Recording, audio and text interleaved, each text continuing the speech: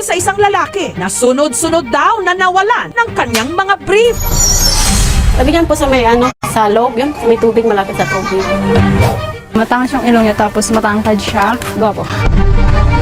Nakatext ka na po dati. Natunto ng aming team ang lalaking ito, si Rico.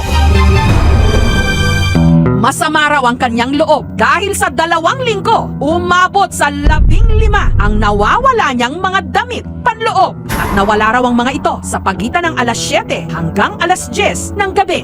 Isa-isa lang sir, pag naliligo ako, pag sinasampay ko, isa lang yung nawawala.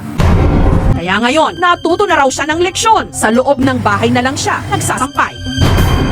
Yun nga lang, nasundan pa rin ito. Isang gabi, nung umuwi ako galing sa baryo, nawala yung isang brief ko, yung sinampay ko sa loob. Nung umuwi kami galing sa ilog, mga alas 10 ng gabi, yung 2 brief ko, dun sa nilalagyan ko, nawala din sir. Nakalak naman yung pinto, tsaka yung bintana. Sabi ko, hindi na to biro, may pumapasok talaga sa bahay namin. Hindi rin naman daw mamahalin ang kanyang mga panloob. Kasi may mga tao talaga sir na tatawanan ka dahil sa luma mong brief. Eh ako, simple lang, pero di nila alam na ako'y nasasaktan. Hindi ako natutuwa. Pagamatawang tawatsak ang iba sa kanyang problema, si Rico hindi natutuwa. Kasi nung dati sir, lumang-luma yung mga brief ko. Kasi yung iba, lumalabas na yung mga galter. Nakailang bili ka na brief? 2 beses po sir, 130 ang tatlo. Ang pangalawa naman, 190 kasi 6 yun eh. Pero dahil nalimas ang lahat ng kanyang mga damit panloob, bumili ulit si Rico ng 6 pang bagong mga brief. At para raw masiguro na wala ng dedekwat sa mga ito, Kinalik ko lahat, yung pinto, bintana, tsaka yung lagayan ko ng brief. Paulit-ulit ko siyang inikot para hindi siya madaling masira. yon ang akala niya. Dahil pag uwi niya, ito ang tumambad sa kanya. Ang nylon cord sa pintuan sa likuran ng bahay, pinutol. Pati na rin ang tali sa bintana. Pati ang lalagyan niya ng damit kung saan nakalagay ang 6 na bago niyang brief, pinutulan din ang lubid.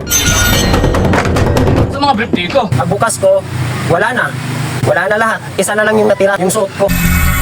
Kaya si Rico naghinala na ang may gawa nito hindi tao. Sa tingin ko talaga, maligno ang gumagawa nun. Nasundan niya ako, sir. Kasi nawawala lang yung brief ko kapag galing ako sa ilog. Yung tao ang papasok, marami sanang mawawala. Yung cellphone, pera, pero wala eh, kahit isa. Yung brief lang talaga. Ang mga magulang ni Rico na nasa Maynila ngayon, minsan na raw may naramdamang nakakakilabot sa kubo ni Rico. Narinig ko. Mayroon kaming narinig na umuungol. Gumaganon siya. Anak, gising ka.